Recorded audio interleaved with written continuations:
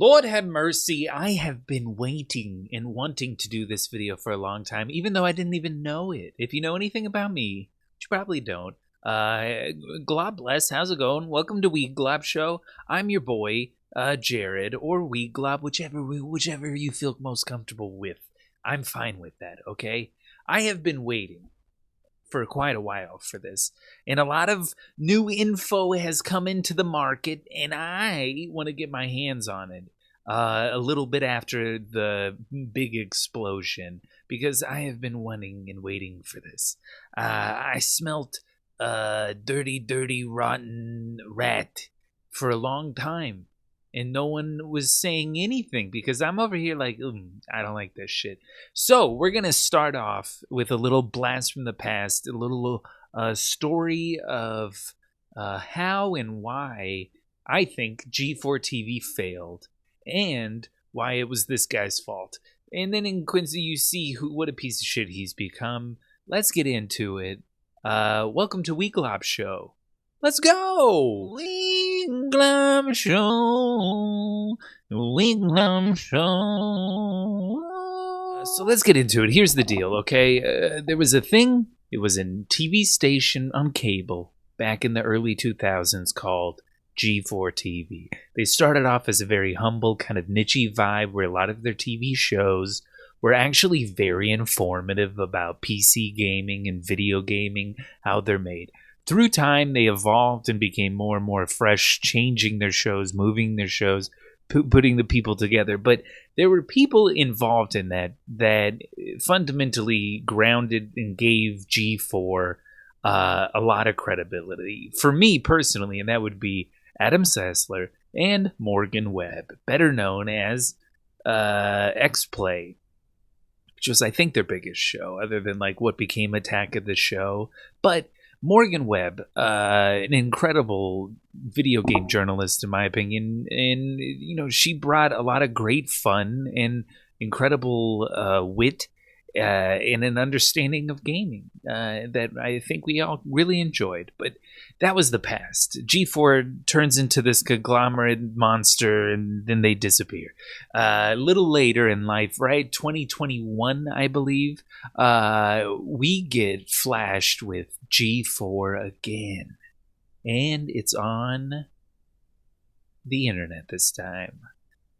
They're like, listen, we're going to bring back G4. We're going to get a crew together. And you're like, fuck yeah, I loved G4 TV. I thought that it was full of a bunch of really good nerds that were just trying to have a good conversation about what games are coming out, if it's worth your time, and if it's worth your money. So the search is on. They're out trying to find a bunch of people. And they gather together and they get a group of homies. I'm not a huge fan of it. I think it was a very corporate move for the most part on the grabs and who they got. Honestly, the one that everyone blames for the downfall, Frost, probably the best one of the picks of people who knew about video games and maybe had a fresh take and weren't just some corporate shill. I don't know why I'm whispering more. Also, Will Ness didn't understand it. Not the dude from Righteous Gemstones. What's your deal? Okay? I don't know.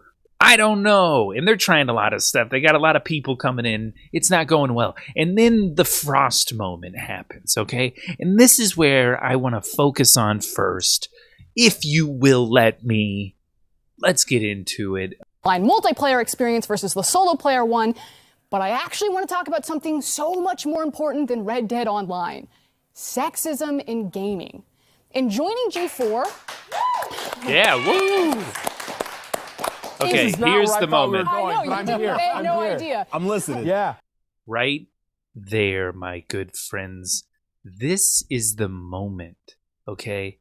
The moment. This motherfucker right here. He is the culmination of all that I despise in what is modern video gaming. And they gave this little shit fuck a platform wearing some stupid jacket and a dumb gamer shirt underneath his sweaty ass shit going on right here, okay?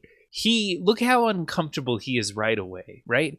And let's go back and watch what she actually says here, right? She's talking about a video game. I actually want to talk about something so much more important than Red Dead Online. Sexism in gaming. In joining G4... This is not where I thought we were going, but I'm here. I had no idea. I'm listening. Yeah. She is facing and trying to be like, listen, we were going to talk about this thing, but like, I'm going to talk about this right now, which is that obviously they themselves are feeling some sort of way and they want to talk about it. But we get into this, and this fucking guy right away goes, "Oh no, that's why we're going here." Enjoying our reviews are written and produced by a team of people. There are too many games for one person to shoulder the burden. So we divide and conquer. And when we use language like we or I, that's the reviewer. That's coming from the mouth and experience of the reviewer reading that review. And that's not to say that Gerard, TBH, Adam, or myself don't contribute to the reviews. We absolutely do. But it'll always be in varying degrees and take a whole team behind us. That's why we're X-Play and not Adam Play. We have done the experiment and controlled for the variables. Adam will read a script written by the same writer that I will read the other half of the script for, but I'll be the one flamed. And it also happens to Gerard and TBH. But that doesn't discount the sexism of how it happens to me when it does. Both things can be true, that there is a general hatred of any change that isn't Adam, and that I'll receive special flame just for being a woman. And I wish I could turn the camera around so that you could see the incredible team that make X-Play. Half of our producers and writers are women. Emily, Abby, Megan, Joe, Jake, Zipper, Gabby. It goes on and on and on. Former writers that are now on ATOS like Vanessa. When you're in our DMs or on those YouTube comments or in Twitch chat right now, those reactionary threads thinking that I'm somehow ruining your current X-Play experience because you can't objectify me how you previously did to Morgan, or that I'm somehow less qualified to speak on something, but you can't quite put your finger on why, even though I'm reading the exact same script as Adam, but you have no problem with he's part of it. You're letting your unconscious biases ruin my day, and you're gatekeeping the gaming space. So maybe for 2022, we be a bit nicer, a bit more self-reflective, and we enjoy the fact that people are working hard to make free content for you. If you don't like it, don't watch it. Peace. What did Frosk say that was inaccurate, huh?